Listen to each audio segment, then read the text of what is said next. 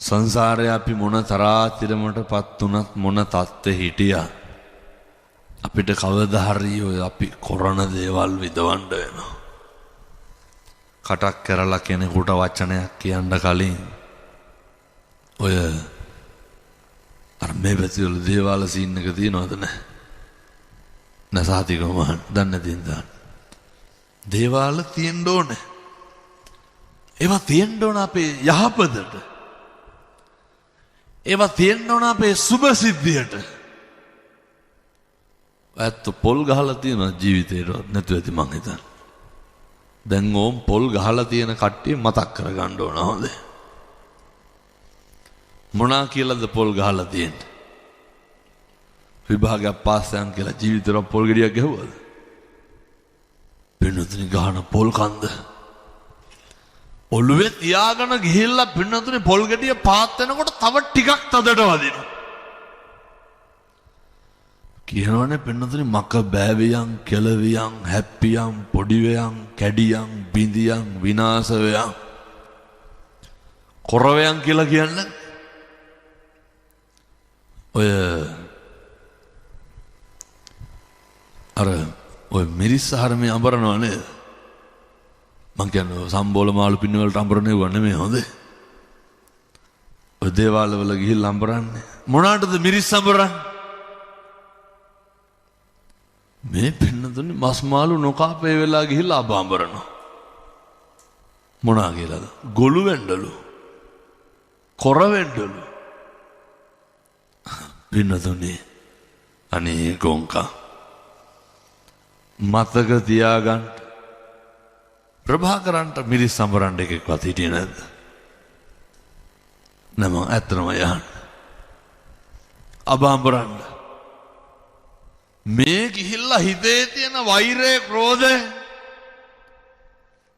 ඒක වෙනවනම් තව කමකුත් නැහැ. පිට වෙන්නේ මොකද්ද?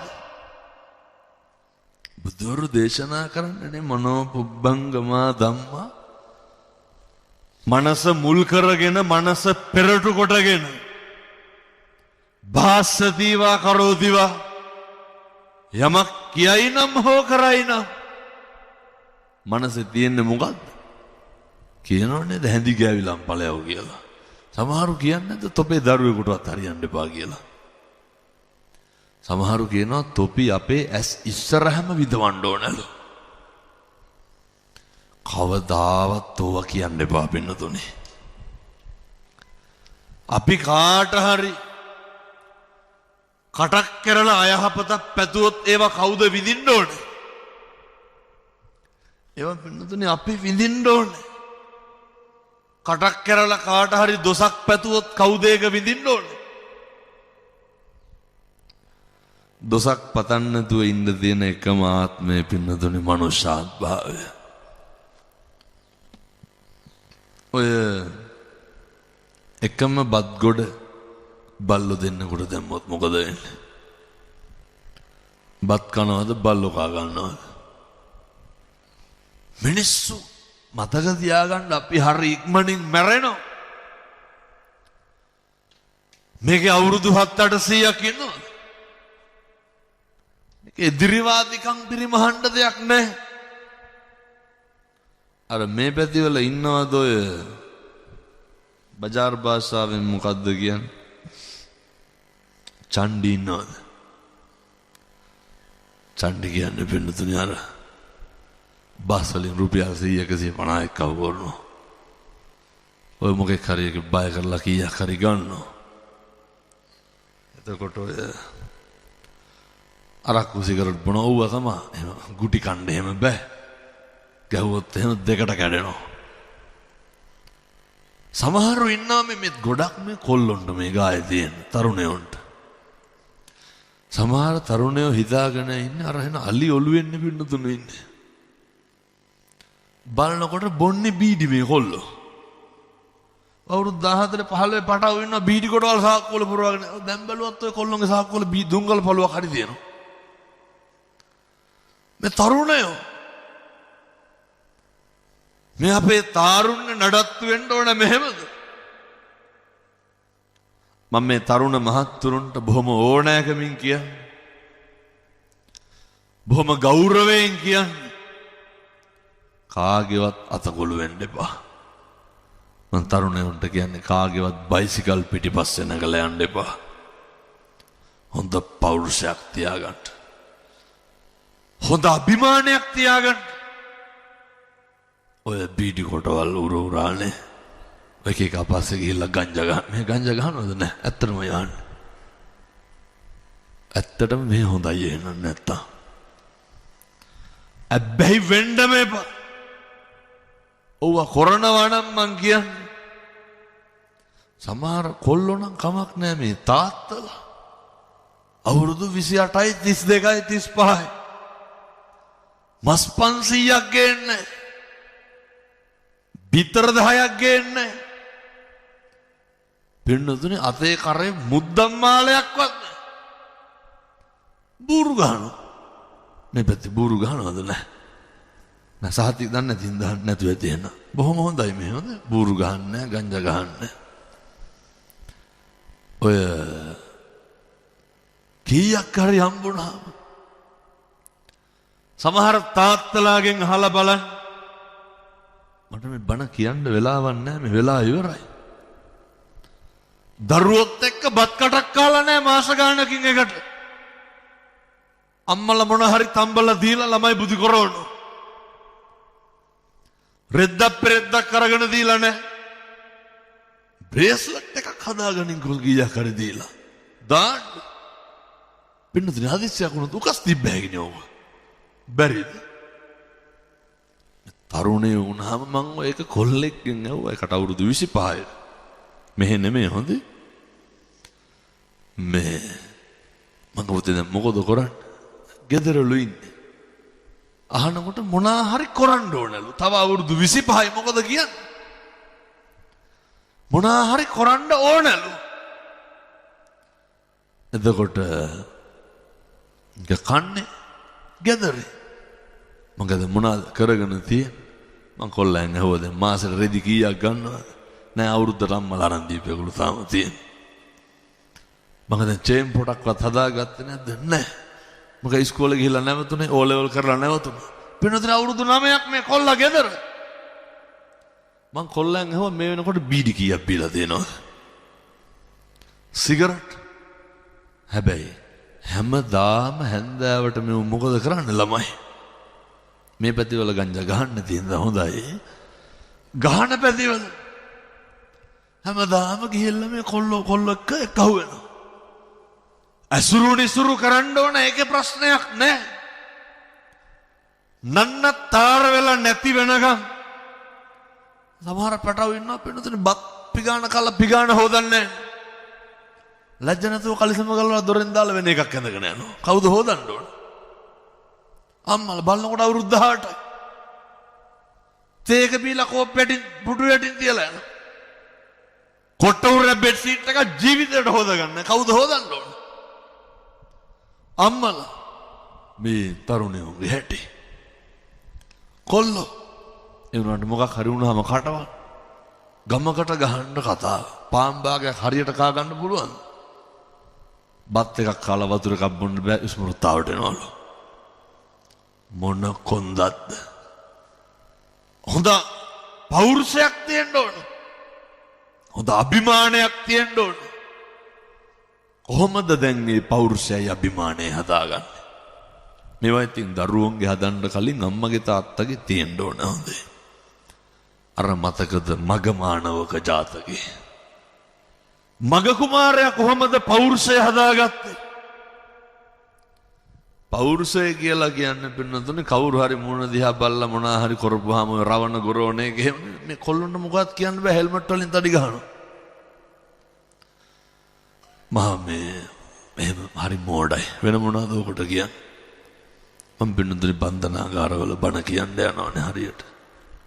අවුරුදු 19 20 21 කොල්ලෝ සෑහෙන්න ඉන්නවා. අනාථයි. මන් තරුණ මහත්තුරුන්ට බොහොම කරුණාවෙන් කියන්නේ. නේ ඔය පස්සේ යන්න දැන් ඕන තරම් ඇති. මොකක් කරේ වුණාම කවුද ඉන්නේ? කවුරුවත් නැහැ. මං උන්ට පොලිසිය වල උදවිය කියනවා හාමුදුරුවනේ කවදාවත් මේ යාළුවෝ අපදෙන්න ඇවිල්ලා නෑලු. ජිප් එකට දාගත්ත ගමන් රාලහාමිට කියනවලු මොකද්ද? ෆෝන් එක දෙන්න ගෙදරට කෝල් එකක් ගන්න කියලා. එතකන් කටවල් සද්දේ කාටද? මෙහෙ ඉන්න දුවල පුතා අම්මට තාත්තට තාතෝ කියලා කියනවද නැහැ?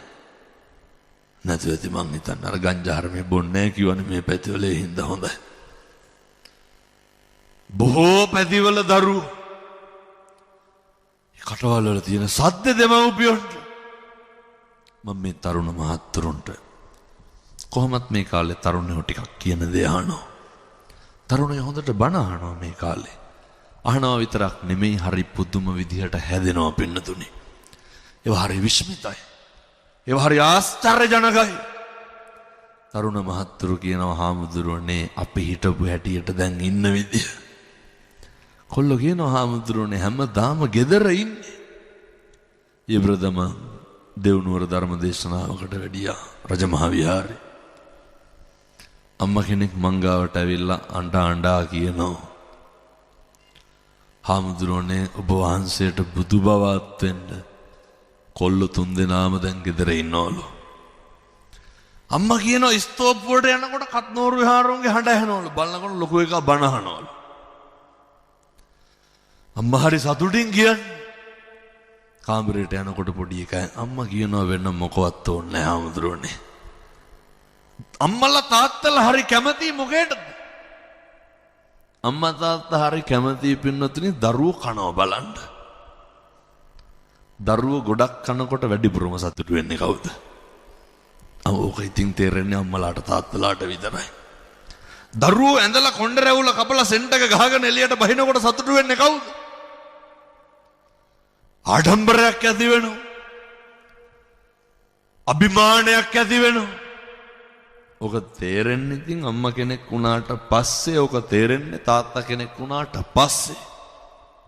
ඒ නිසා තරුණ මහත්තුරු හොඳට මතක තියාගන්න, හොඳට හම්බ කරන්න, හොඳට මහන්සි වෙන්න. ඔය සමහර තරුණයෝ ඉන්න පාන්දර 2යි 3යි ෆෝන් එක ඔබලා ඉවරනකොට ඔය ලුණු කපනේ වයි යකඩ වක් කරනවා ඌව තමයි බලන්න. තල්ලු කර කර බල ඉන්න. 10ට 11ට විතර නැගිටින්නේ මොන මුස්පේන්තුකමක්ද පින්නතුනේ. ගෙදර টয়ලට් එකට තහඩුවට රීප පැටි දෙකක් ගහලා තියෙන දොරට. දඩබ්බර කොල්ලෙක් ගෙදර ඉන්න. 11ට විතර නැගිටලා අහනවා මෙව්ව දුවලා තියෙන්නේ කියලා කන්න. මේ තියෙන කොලුකම කොහෙද? තරුණකම.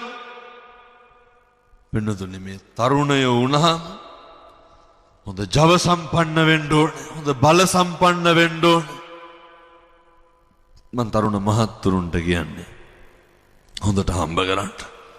අපේ තියෙන මහ කැත පුරුද්දක් තමයි ඔය දරුවෝ හදලා වඩලා කසාදෙත් කවුද කරලා දෙන්න ඕනේ. ලැජ්ජ නැතුව අම්මලා කියනවා මේ දෑවැද්ද හදනවලු.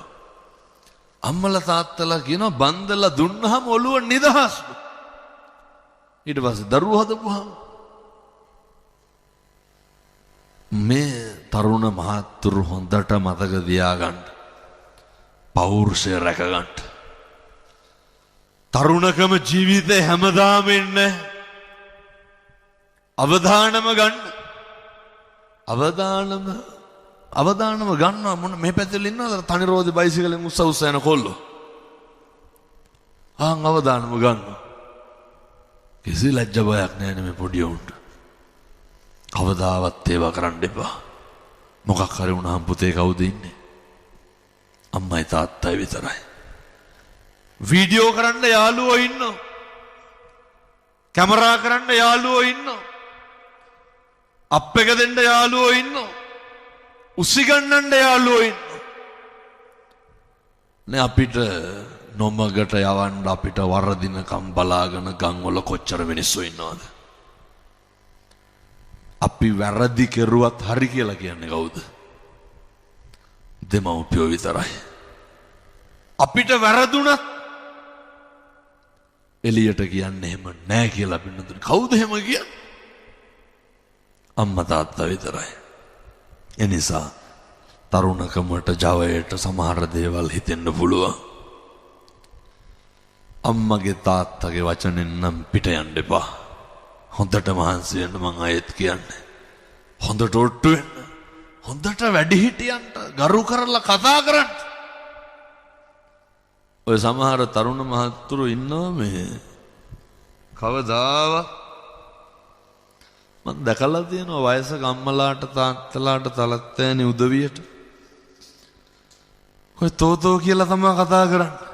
හරි නොගැලපෙන විදියට කතා කරන්නේ. ඔය දැන් ඉන්න පොඩියෙකුට අවවාදයක්වත් දෙන්න බෑනේ. අපූර්වට අහනවා මට හොඳ නම් තොට මොකද කියලා අහන්නේ නැද්ද? අහනවා. දැක්කද අවුරුදු 35ක විතර තාත්තා කෙනෙකුට කොල්ලෝ වගේක් හෙල්මට් වලින් ගහලා මරලා තිබ්බා. ළමයි දෙන්නෙක් ඉන්න තාත්තා කෙනෙක් කොල්ලෙක් අවුරුදු 35යි. මං හිතන්නේ කියලා තියෙන්නේ ඔය බයිසිකල් වල ඔහම යන්න එපා කියලා. පැටව සේරමෙක් ගහලා මොකද කරුවේ? හෙල්මට් වලින් ගහලා මැරුවා. ඔය මියුසිකල් ෂෝ එකකට යන්න. බය බෑ පින්නතුනේ මේ පොඩි උන් එක්ක. අවුරුදු 16යි 17යි 18යි මේ පොඩි කෝටු කෑලි වාගේ ඇඟවල. ගැහුවොත් දෙකට කඩනවා මෙලෝ පණක් නැහැ. එනකොට කටවල්.